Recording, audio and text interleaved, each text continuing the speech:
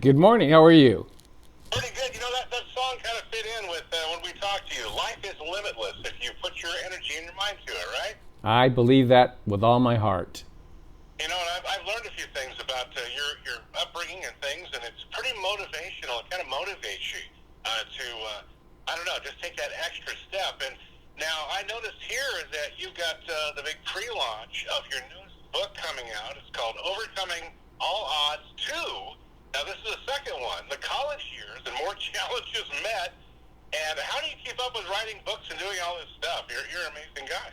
Well, I use it as therapy. I write some in the morning and some in the evening, and it calms me. And I think that the most important thing is I think I'm getting a message out there that I believe in our society right now we need more than ever, and that's that when we help each other, our society becomes better.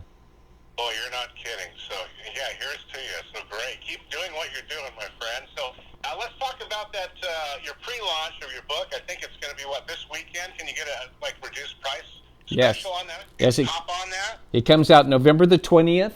It's only 2 days away. And you would either go to my website, which is ronnortonreal.com, that's REEL, or just go to Amazon and put in the name of the book. And starting November the 20th, you can purchase it. And we're going to do a big reduction of price the first 5 days. So I'm excited that to see how many people will jump in there and get a early, fresh copy. And I'll tell you what, you overcame some serious challenges. Are the challenges you're going to talk about right now, I'm just curious, are these challenges, the stories, are they in this new book? They are, all 4 of them, plus about 40 more. Honestly, Ron, this sounds like a movie. It really kind of does. Well, Tony Zeiker, the creator of CSI on television, was one of my students, and I would be willing to talk to him about making it into a movie. Oh, I bet you would. I would too. So let's talk about the challenges. These are some of the things you're going to be chatting in detail about in your newest book. And these are the college years, some obstacles and things you had to overcome. We'll go ahead and talk about those challenges you went through. All right. Well, the first was that I went to Bethany Bible College in 1968. I wanted to be either a minister or a teacher.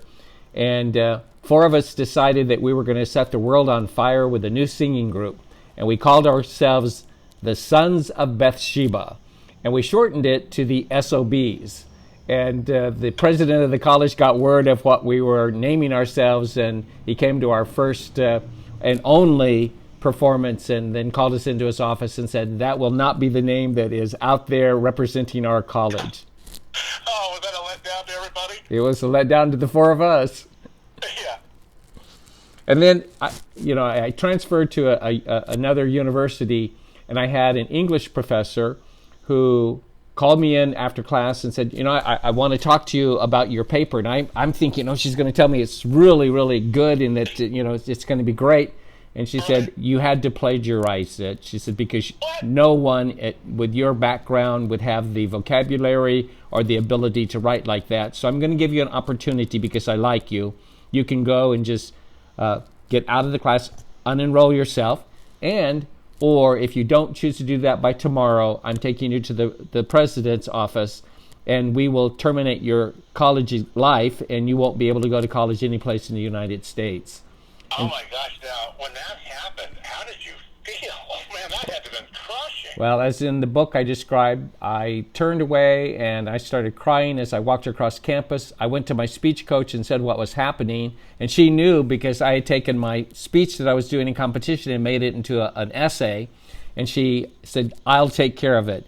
And by the time I got home, there was a phone call from the president's office that said that they had taken me from this class, in that English class, and put me into a higher, more developed, and more creative class. So that other teacher that you're talking about really kind of helped you out there. She did. Her name was Ginger Vogler, and I will never forget her. Oh, that's so cool. You even remember the name. Yeah, that's one of those situations, Ron, and you know it because you feel it, and you're saying right now, oh, man, I really owe a lot to that person. It's so neat when you can go back years, if they're still around, to go back and say hello to your teachers from your past and say, thank you for what you did. Yes, absolutely. Now the converse of that was that I had one professor who saw a different light in me.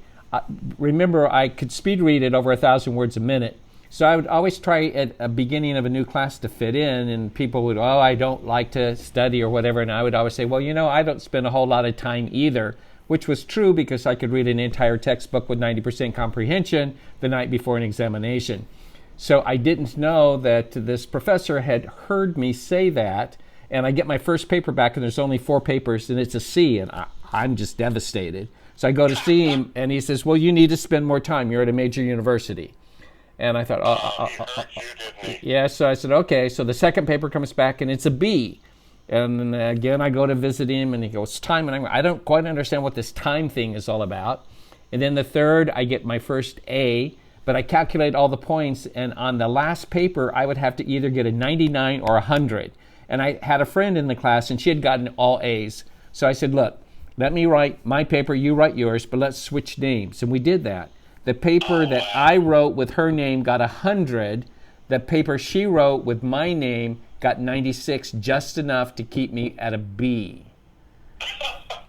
So we go to see the professor, and he was outraged at us because of what we had done.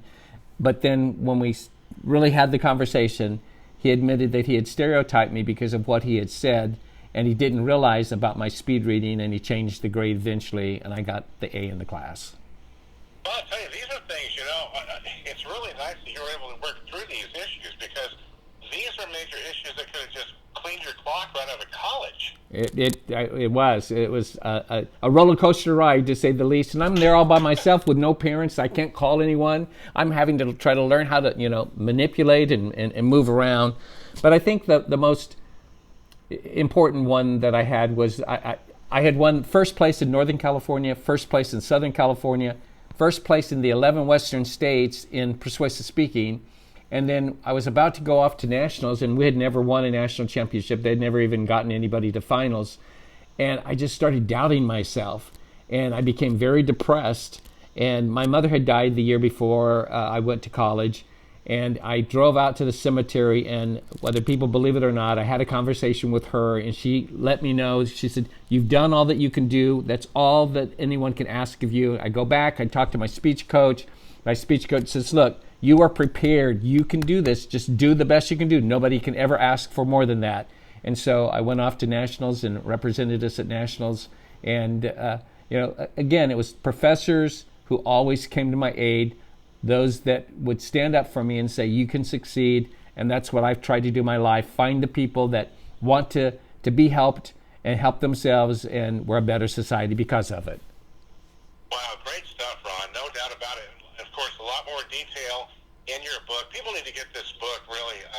It's called Overcoming All Odds 2, The College Years. And the first book was called Overcoming All Odds 1, but there's not a one. Part, and that's from your early childhood, because you went through some major, we don't have time to get into the early years right now, but we've mentioned it and had you on the air before. You overcame some serious obstacles in your childhood, and then here we are in college and doing the same thing. So, right. Man, I got to hand it to you. You're a very positive guy. Well, and, they can go to the website again, ronnortonreal.com, REEL. They can pick up that one or my new Christmas book that just came out 2 weeks ago, that right now, out of 1,675,000 Christmas books, it's ranked 9,000th, and that's out in 10 days. So I think it's doing well also.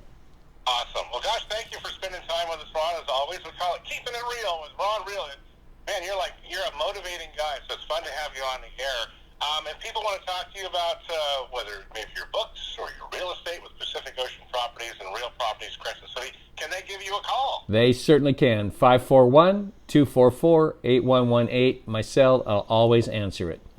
Awesome. Okay, Ron, we'll look forward to your next session next week. All right, see you next week. Bye-bye. All right, thank you so much. That is Ron Real, Keeping It Real with Ron Real.